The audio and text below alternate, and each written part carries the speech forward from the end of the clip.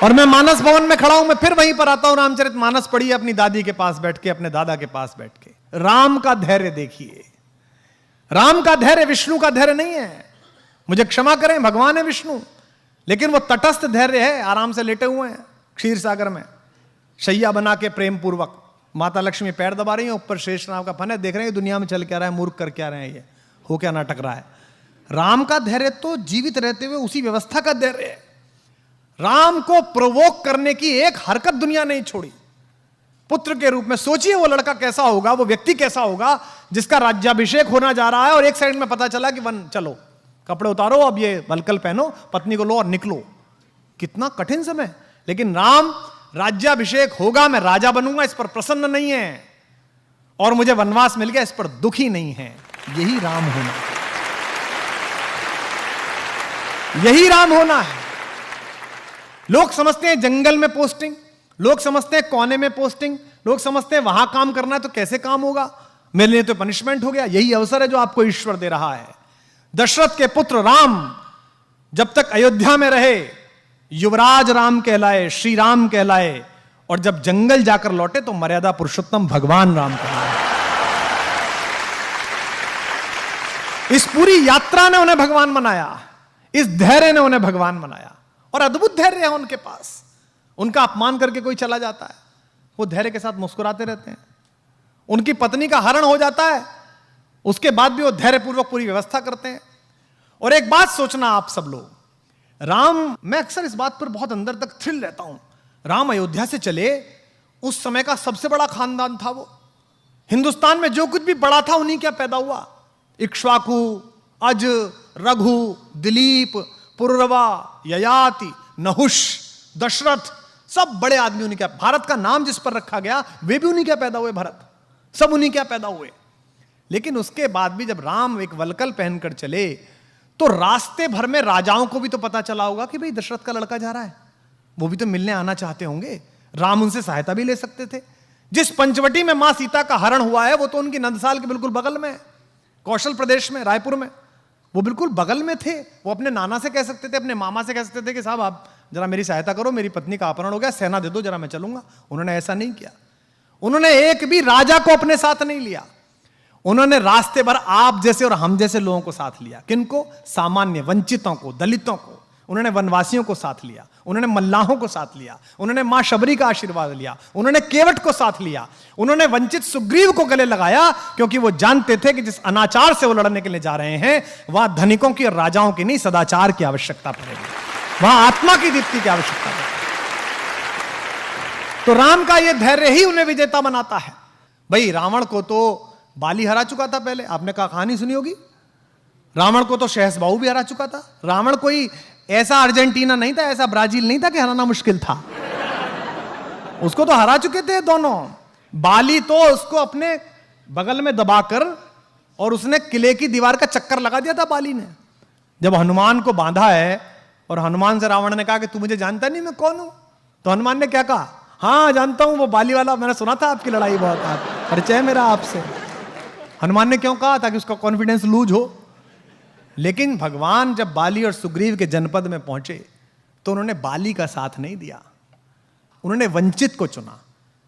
वो उसके साथ खड़े रहे जिसका अधिकार छीना गया, जिसका राज्य छीना गया, जिसकी पत्नी तारा का बलात् अपहरण किया गया है, और उन्होंने बाली का वध किया। जबकि बाली भी उनका प्रशंसक था, उनका भक्त था। मरते समय बाण लगने के बाद प्रणाम की मुद्रा में बाली ने पूछा है भगवान से, मैं बैरी सुग्रीव प्यारा, अवगुण कवन नाथ मुहि मारा। मैं बैरी हो गया, सुग्रीव आपका प्यारा हो गया, मुझ में ऐसा कौन अवगुण था मुझे मार दिया? तो राम ने उसको उत्तर दिया कि अनुज वधु भगिनी सुत नारी, छोटे भाई की पत्नी, भगिनी बहन, सुत नारी बेटे की पत्नी, सुन सठ कन्या सम ए चारी। हे मूर्ख, ये चारों बेटी के बराबर होती हैं। इन्हें कुदृष्टि बिलो कहीं जो है, इन्हें गंदी दृष्टि से जो देखता है उसका वध करने में पुण्य मिलता है, पाप नहीं होता है। ये उसको उत्तर दिया उन्होंने भगवान। अगर भगवान की विजय अपने लिए होती, अगर धैर्य ना होता तो वो बाली को लेकर चल देते। बाली हरा चुका था, उन्होंने कहा नहीं बाली तू नहीं चाहिए, तू नालायक है, तूने इस छोटे भाई को मारा है, इसकी पत्नी का हरण किया, मैं तेरा तो वध करूंगा, ये वंचित है, इसे लेके चलूंगा। तो राम ने क्या किया? राम के साथ जितने लोग हैं, राम का धैर्य अद्भुत है। और यहां जो अध्यापक है उनसे निवेदन है, राम की लीडरशिप क्वालिटी अद्भुत है। राम ऐसे ही राम नहीं बने हैं। मत पढ़िए हिंदू होकर, इस परिसर में बहुत सारे इस्लाम मतावलंबी हमारे दोस्त बैठे होंगे और किसी जाति धर्म के लोग बैठे होंगे, कहानी की तरह पढ़िए और फिर देखिए कि राम जैसा लीडर कहीं नहीं है। वो उस व्यक्ति की क्वालिटी को डेवलप करते हैं, उसे इंस्ट्रक्ट नहीं करते। उन्होंने सुग्रीव की क्वालिटी को डेवलप किया।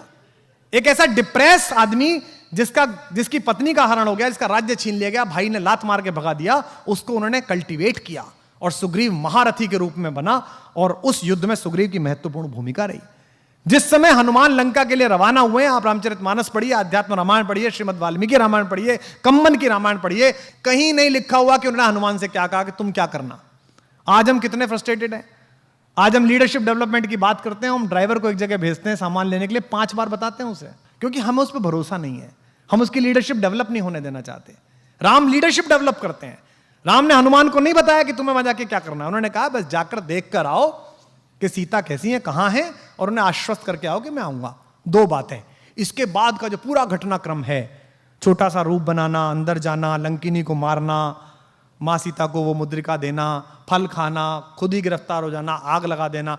आग लगाना मतलब वो राम का विजिटिंग कार्ड दे के आए। हाँ, मतलब बता के आए वो कि जो आ रहा है हम उसका कार्ड है। मैनेजमेंट का बेस्ट उदाहरण है हनुमान। एम्प्लॉयर का 1 रुपया खर्च नहीं कराते वो, 1 पैसा नहीं। भगवान ने कहा कि वहां जाओ, खुद ही टेक ऑफ, खुद ही लैंडिंग, और सारा पैसा हनुमान का, उसका रावण का। भाई हनुमान जबरदस्ती गिरफ्तार हुए स्वयं में देखने के लिए कि कौन है, तो कहा गया भाई इसकी बानर को पूंछ से बहुत प्यार होता है, इसकी पूंछ पे कपड़ा बांध दो। कपड़ा किसका? रावण का। बोले इस पे तेल लगाओ, तेल किसका? रावण का। जली किसकी?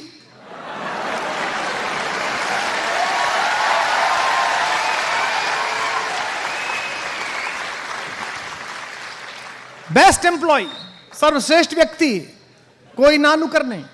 भगवान राम के जीवन में जो 2 कठिन समय आए, उन दोनों में उन्होंने ही पार लगाई। उनसे कहा गया कि भाई मेरा भाई ये बीमार है, सोचो राम पर कैसी बीती होगी। भगवान राम के जीवन का सबसे कठिन रात वो है जब उनके भाई को मूर्छा आई। उस रात राम कितने भी ईश्वर हो, मनुष्य रूप में जी रहे थे, मन में ये तो आई होगी यार अयोध्या जाके क्या कहूंगा, पत्नी कहां अपहरण हो गया, भाई कहां युद्ध में मारा गया। ऐसे समय में हनुमान काम आए और हनुमान गए, वहां कंफ्यूजन हो गया कि कौन सी संजीवनी बूटी, मेडिकल स्टोरी ले आए पूरा। बोले भाई इसमें से देख लो कौन सी है। तो 2 बातें हुई, पहली हुई जिज्ञासा, दूसरी हुई धैर्य, तीसरी हुई आपको क्राफ्ट करने वाले लोगों में कि आप लीडरशिप डेवलप करें, आपके अंदर नेतृत्व की क्षमता डेवलप हो। और नेतृत्व की क्षमता का शिक्षा से कोई मतलब नहीं है। मैंने निजी रूप से जाना है, मैंने एक बहुत कम शिक्षित 5वीं पास व्यक्ति के साथ आंदोलन किया है उनके नेतृत्व में, और मैंने तथाकथित एक बहुत बड़े पढ़े लिखे के साथ राजनीति करी है।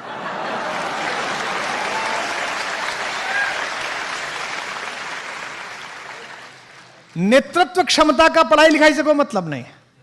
नेतृत्व क्षमता पैदा करना आपकी आत्मा की शुचिता पर निर्भर है।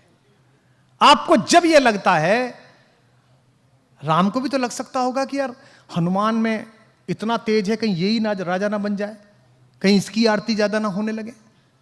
और हमारे यहाँ तो मराठी में एक कथा भी आती है, प्रथम नागरिक मराठी भाषी हैं, तो मैंने एक लोकगीत में कथा सुनी वहाँ कि भाई जब नल और नील पत्थर तैरा थे राम लिख कर, तो भगवान राम अकेले बैठे थे, उन्होंने सोचा कि यार मैं भी तैरा दूं, तो उन्होंने एक पत्थर को उठाया और छोड़ा उस पर, तो वो डूब गया।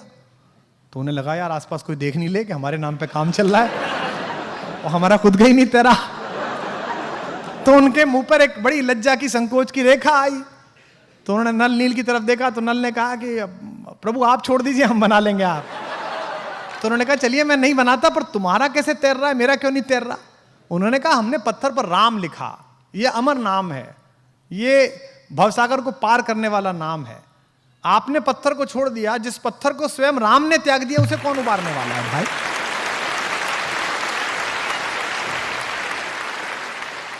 तो लीडरशिप इस बात से निर्भर होती है कि आप इस बात में कितना विश्वास करते हैं कि ईश्वर द्वारा तय किया गया मेरा भाग्य किसी मनुष्य के निपटाने से, खत्म करने से, बढ़ाने से ना बढ़ेगा ना घटेगा।